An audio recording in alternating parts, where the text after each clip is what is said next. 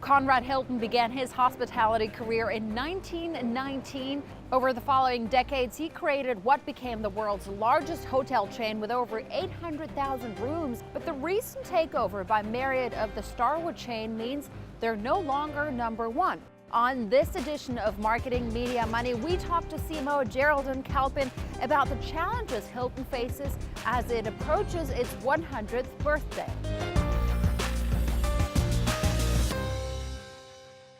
Welcome to the program. Now, from the concierge to housekeeping to checkout, the hotel industry is driven by people. But of course, we live in a digital age, and Hilton is hoping that their new digital key will enhance the hotel experience and attract new customers, as James Wright has been finding out.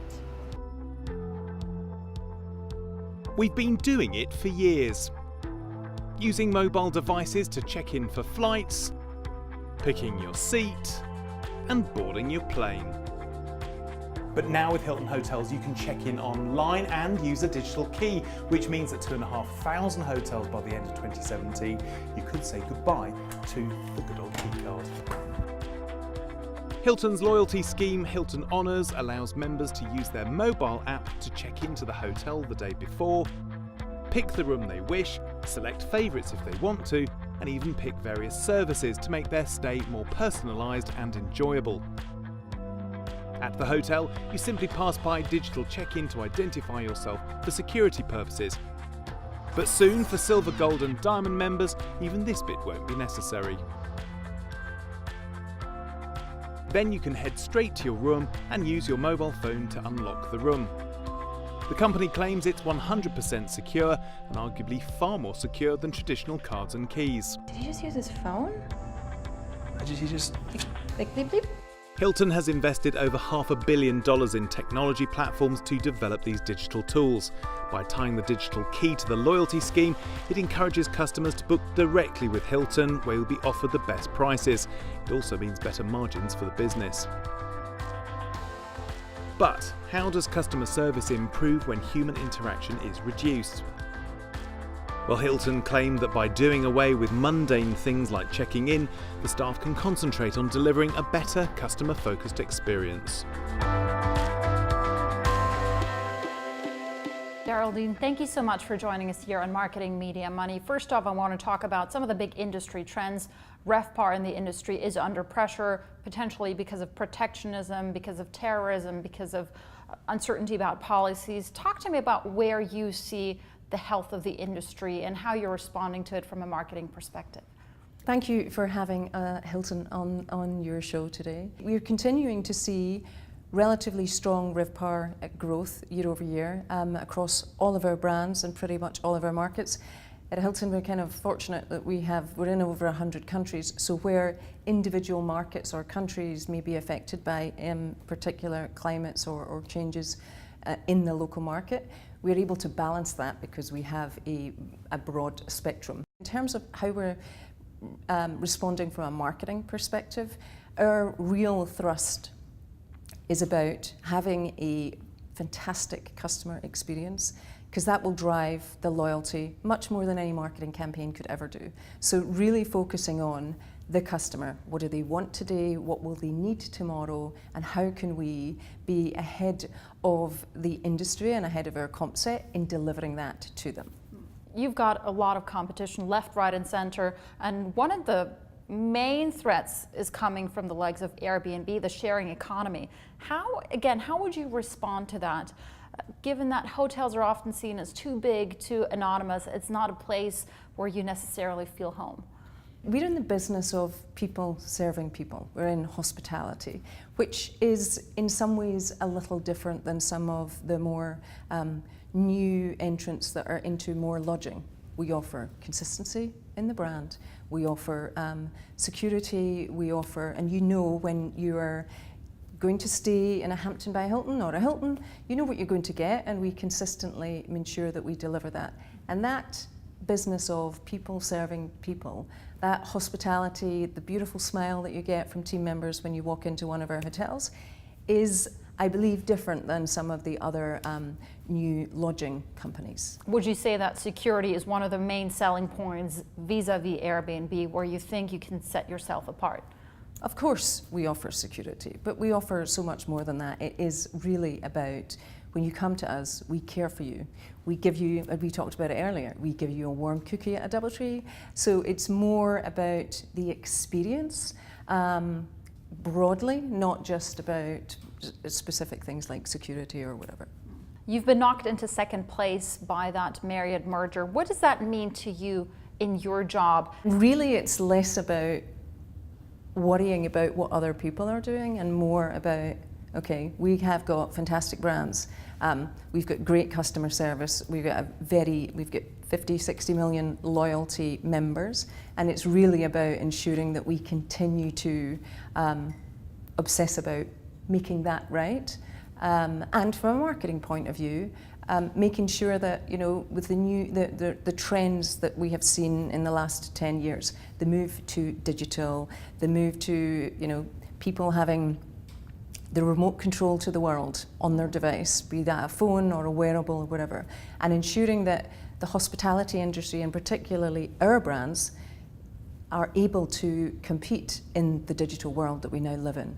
Let's talk about that digital world, because in the UK, you've just launched the digital key in 10 UK hotels. Does it work? Do customers like it? The customers love it. There's two kind of components to it. You know, I'm sure that when you fly, you choose your airline seat before you get on the plane and maybe have a mobile boarding pass. We are the only hotel company across 4,500 hotels where we have the ability for you to check in the day before, pick which floor you want your room to be on, all the way down to where you want it to be on the floor. So we have mapped the world. Why wasn't this in place before? It seems like the hospitality industry is far behind the airline industry. We have a little bit of a complication in that an airline, let's say it's a 777, every 777 is pretty much the same configuration, and every time a flight lands, everybody gets off the plane. In hotels, every hotel is different, and even in some cases the floor on a hotel is different, and also we have people that stay longer than one day. So we did the floor plans, you can check in the day before, pick your room, and now with Digital Key, we've rolled that out. You can now use your phone to unlock your door. It's like a remote control to your stay. And your question about customers love it, I get an email every day with all the reviews in the stores, and our customers love our app. But there are major security concerns around the digital key, because you could think that a hacker could easily hack your phone and then get illicit access to your room. Are you not worried about that? We have spent 5 years in doing this before we would roll it out at scale. Security is a massive concern and priority for us. We would never have rolled this out had we been in any way concerned about security. And we did extensive testing across numerous hotels. And because of the unique systems that we have in our app and in our door locks, we have had no issues with security. And as I said, it's at 1,700 hotels, and we've opened something like 11 million doors without a single issue. It's a very expensive project too. You've spent more than $150 million. Did it take all that money, all that cash, to actually be able to say, this is going to work, there are no security concerns? We invested heavily in the infrastructure of our hotels several years ago. That allows us to do things at scale and cost effectively. And you know, the reason we wanted to be first mover is when we tested it, we see almost 100% adoption rate and reuse of it. So if you use it once, you never want to lose it. We are in the business of people serving people. We're in a physical business. We're in a digital world. And so our strategy really is to make physical and digital and 1 and 1 equal 3, what I call phygital. It really is to get a better experience with Hilton, with our technology and with our great team members than without. Geraldine, thank you so much for now. More from Geraldine coming up in just a moment. We are going to go for a quick break. Coming up. You think about the bakery down the street.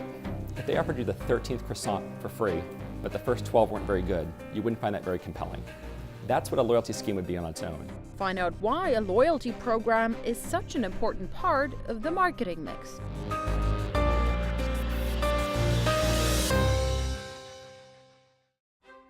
If you regularly stay in hotels, chances are you've been invited to join a loyalty programme. Since 1987, Hilton Honours has been the guest loyalty programme for the group's brands. To Hilton, the Honours programme is more than just a loyalty scheme. It was really meant to be a scratch-off ticket at the front desk when you stayed. You got a reward every time you came in the hotel. Over the years, it's become a lot more than that, though. Now it's much more about a club for all travelers where we engage you every single stay. When you stay at the hotels, you earn points. The more you stay, the higher status you receive.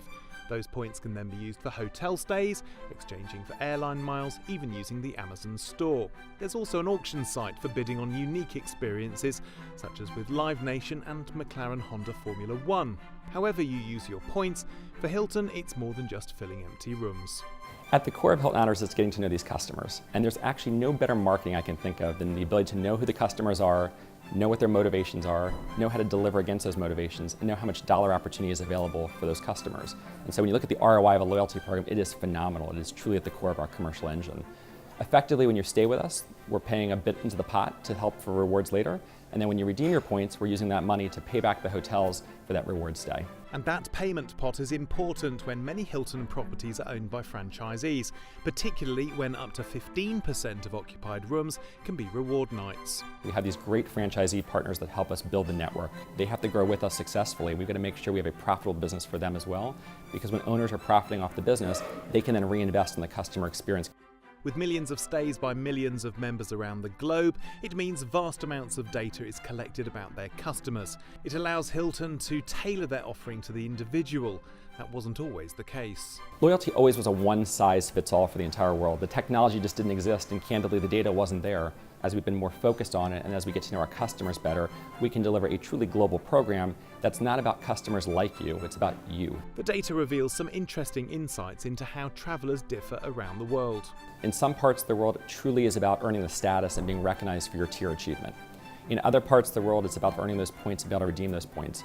In Asia Pacific, it's about food and beverage and other experiences you can have when you're in a hotel, even if you're not staying there, but just in your neighborhood.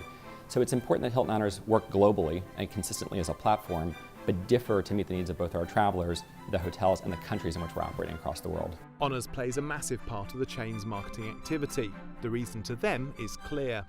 It's much more efficient, it's much more effective, and candidly much more fun to engage your current customers and have them stay with you more and more often. So when you look at the ROI, one of our Diamond members spends as much as almost 16 non-Hilton Honors members.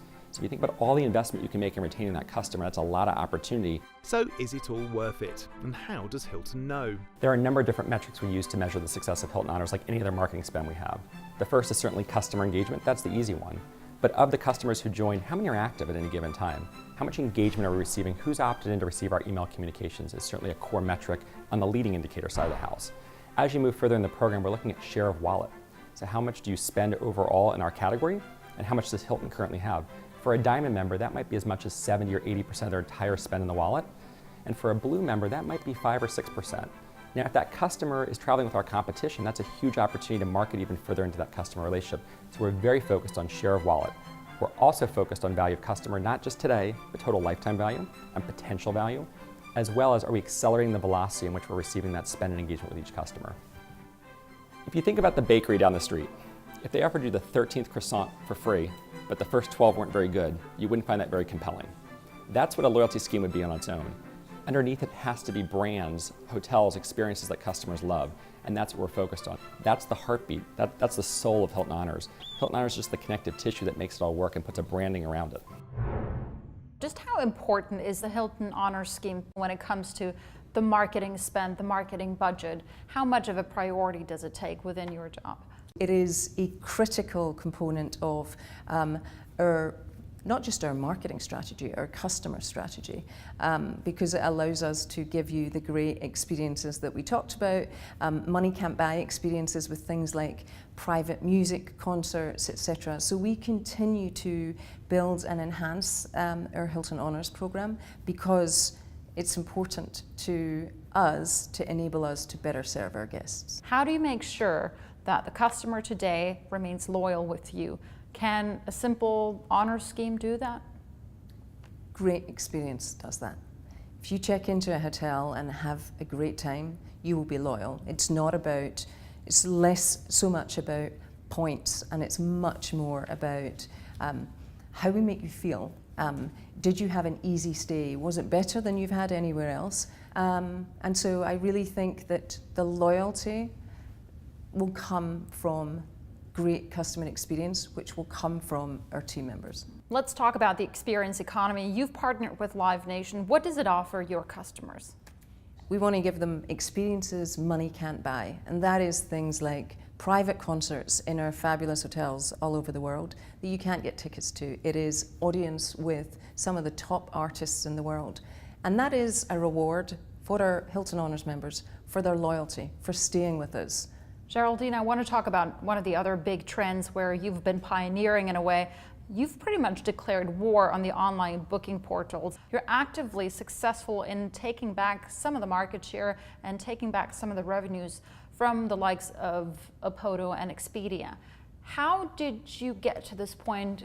So our online travel agents are important partners to Hilton, and there will always be a place for online travel agents. However, we wanted to have a more direct relationship with our customers. The reason for that, because if we have a direct relationship, we can let you do things like digital check-in, digital key. We can personalize the stay because we know more about you, because we connect directly.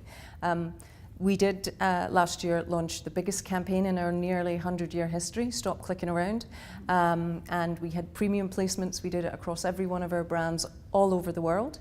It was a big bet for me as an early start of the CMO, but we have seen great success in that, in terms of customers understanding that, better value and a great experience if you can deal with us directly. So are you offering them discounts to make them book directly with you, or what's the allure for the customer? We offer member pricing, so it's a discount always on every hotel, every day of the year. But we also give, it's not just about the discount, it's not just about the price. For us, really, it is about the experience. And things like the digital tools that we've talked about, we can provide those to you if you book directly with us. So there's a range of benefits. There's things like the digital check-in. You get to digital key. You can even order ahead and have things in your room, extra pillows, extra water, etc. So you can order things to be in your room before you get there. So all that data that helps you, data is so important, it's central to marketing right now. Isn't there the risk of losing touch with the end consumer when you use too much of the data? We talk a lot about being data-driven, and I do think that as marketeers in the world that we live in today, particularly in the hospitality industry, I think we should be data-directed, but it is an art and a science, right? So the science is the data, but you have to remember people are still people. They're still wanting great experiences, whether they're on a business trip or a romantic weekend, and really making sure that you don't, to your point, over obsess about the data, but ensure that ultimately we're about great experiences, and that's important to remember, as with our team members. So with your entire digital drive, you're not hoping to actually reduce customer contact with front-facing staff, is that correct? That is correct. That's back to the physical business that we're in, people serving people, the digital world that we live in, and that people want to control their lives from the palm of their hand through their device. So really making that 1 and 1 equal 3. What it allows our team members to do in our hotels is tell you about the great jazz club that's just opened up, where to go locally with your family on, a rainy Saturday afternoon. And really it's taking some of the friction out of travel, giving our customers choice and control in the devices that they want, and allowing our team members to have those beautiful smiles and enable you to have a better stay. Still to come? We believe our next big thing will be about digitizing the room. It's really around personalizing. And why do hotel chains have so many different brands? Find out after this short break.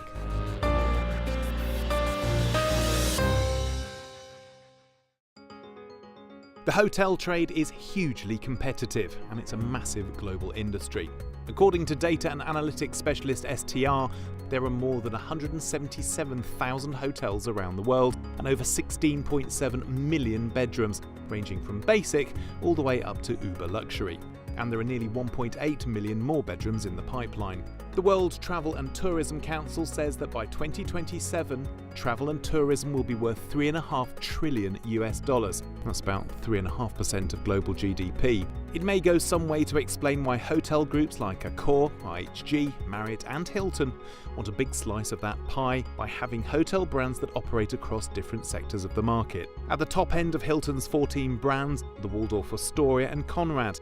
They compete against IHG's Intercontinental, Grand Hyatt and Accor's Sofitel. Next comes the eponymous Hilton brand, up against names like Marriott, Radisson Blu and Wyndham. Doubletree's warm welcome is famously reinforced with a warm cookie and is one of Hilton's fastest growing brands. Then there are the Curio and Tapestry collections, Canopy, Embassy Suites and Hilton Garden Inn, providing travellers with plenty of other options. But the big growth area is in the quality value sector, which is proving highly profitable.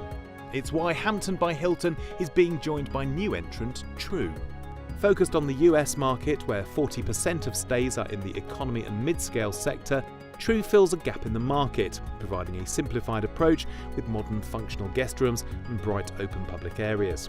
Designed with franchise owners as well as customers in mind, the first True opened in May 2017, the 5,000th in the group, at Oklahoma City Airport. There are already 425 more Trues in the pipeline, making it the fastest growing hotel launch in history.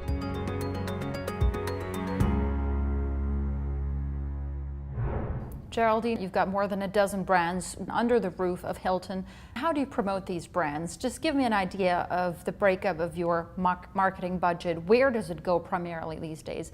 Does it still go to print? Is TV coming back, or is it all digital? It's not all digital these days. I do think it is a balance. So how we spend our media money is, of course, we're in digital, we're in social, but we're also on TV. Because I do think we are where we want our customers to be, and that is not exclusively digital. I believe there's a big role for TV, particularly where you have big brands, and customers expect to see you there. Do you think there's a risk of being a digital only? Lots of CMOs will have marketing attribution systems, etc., that help us, back to the art and the science, that help us think about where to allocate our media dollars.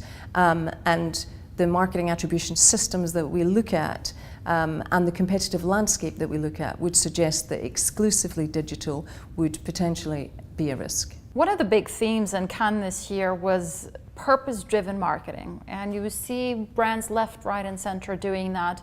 Are you in this game too?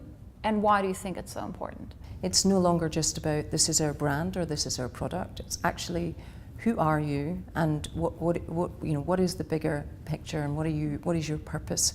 At Hilton, we have spent the last several years making sure that we have it in the blood of our employees, and it is part of and defines every decision internally that we do. But isn't there a risk that when all the brands are doing this purpose-driven marketing, that we're losing sight of what the company's actually selling?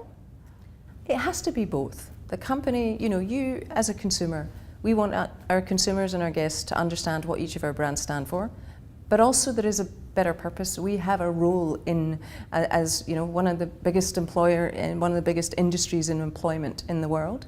Your brand has to stand for something, but also the company at its core should be responsible for giving back and have a real purpose beyond just the product. And give me a glimpse into the future. What other innovations can we expect from you and the hospitality sector? What else do customers really want to see? We believe our next big thing will be about digitizing the room. So people have smart homes. You could probably sit here right now and control the temperature in your home thousands of miles away from your phone. Our next big thing, having done the check-in and then the digital key to get into the room, it's really around personalizing the room. So that if we know that you like your room at 70 degrees, your phone, we will set it for you before you get there.